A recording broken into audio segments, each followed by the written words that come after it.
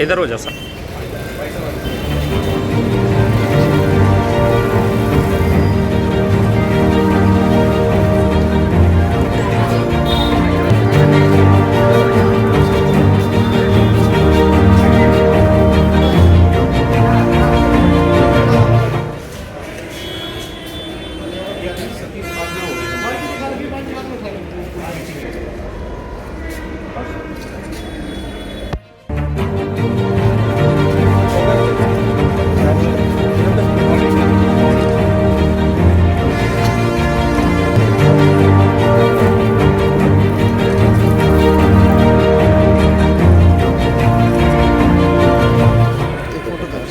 हमारे जिलाध्यक्ष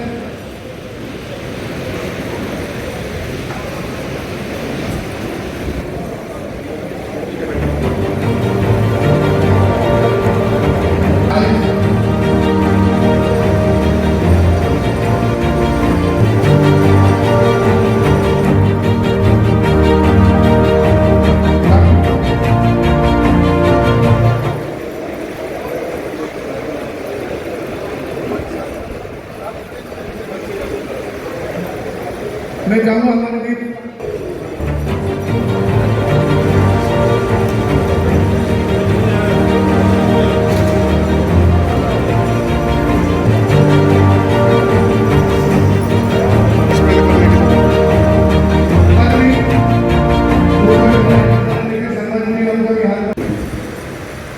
कि मुझे तो आप लोगों की तरफ से मुझे रेखा मेहता का स्वागत करना है।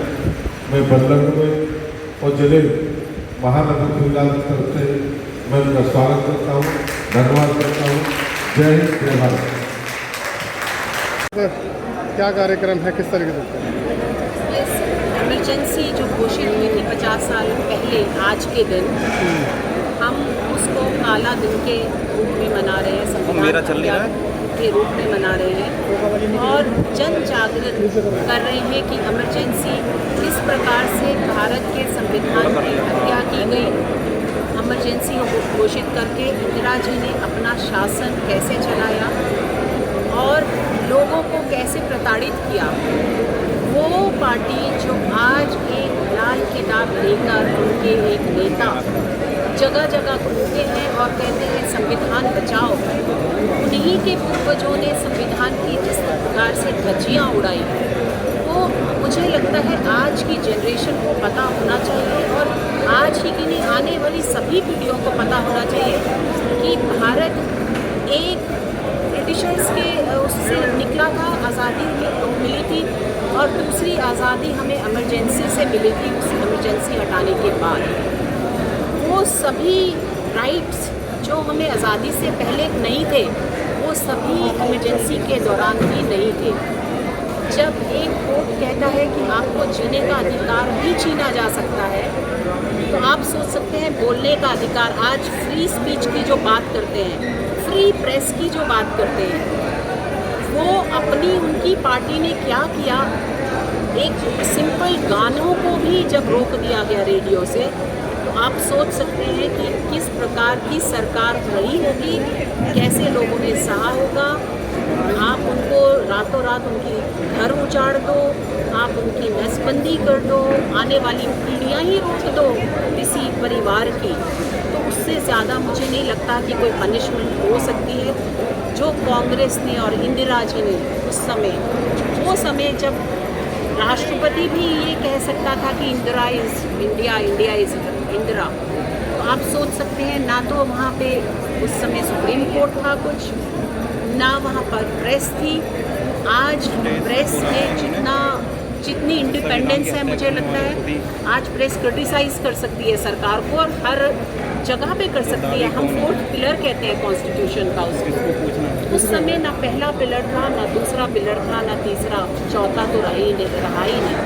कॉन्स्टिट्यूशन पूरी तरह कॉन्स्टिट्यूशन की छत गिर चुकी थी और उस छत को अगर उठाया है तो आज माननीय मोदी जी ने उठाया ही नहीं है, उस पर कई मंजिलें खड़ी कर दी गई हैं। और आज हमारा भारत जब पूरे वर्ल्ड में, पूरा दुनिया जूझ रहा है, इकोनॉमी में हमारी सबसे तेज़ इकोनॉमी चलने वाली है, वो इसलिए कि आज हम संविधान पर चलकर भारत को आगे लेकर जा रहे हैं। रेखा जी, संविधान की हत्या करने वाले ही हमने देखा कि लोकसभा चुनाव में संविधान लेकर के घूम रहे थे और कह रहे थे कि ये संविधान बदल देंगे, जो पार्टी आ गई बीजेपी तो संविधान को बदल दिया जाएगा। क्या मानते हैं कि ये करने का बात? देखिए, लोगों को बरगलाने की एक कोशिश थी जो नहीं हुई। कई बार तो वो सिर्फ अंदर खाली होता था, लाल कवर होता था, केवल संविधान भी नहीं होता था। उनके लोग केवल खाली कॉपी लेकर घूम रहे थे। उन्होंने मजाक उड़ाया संविधान का अपने फ़ायदे के लिए। उन्होंने वो जो झूठ पहले बोले थे वैसे ही इस समय भी बोले, लेकिन जनता सब जानती है और दुनिया है, वो ये दुनिया है, ये सब जानती है। वो एक गाना भी आया था और लोगों को मालूम है कि झूठ क्या है और सच क्या है। मोदी जी के शासन को 10 साल उन्होंने देख लिया था और इसीलिए चुना कि वो आगे आने वाले 5 साल भी मोदी जी 5 ही साल नहीं, आप देखेंगे कि आगे आने वाले और 10-15 साल हमारी ही सरकार रहेगी, क्योंकि कांग्रेस खत्म हो चुकी है। एक व्यक्ति से पार्टी नहीं होती है। कांग्रेस संगठन मजबूत करने की बात कह रही है, आप किस तरीके से देख रहे हैं? कांग्रेस संगठन मजबूत करने की बात कह रही है 1 महीने में। क्या लगता है जो जहाँ भी उनके पर्यवेक्षक जा रहे हैं वहाँ पर हंगामा देखने को उन्हें मिल रहा है?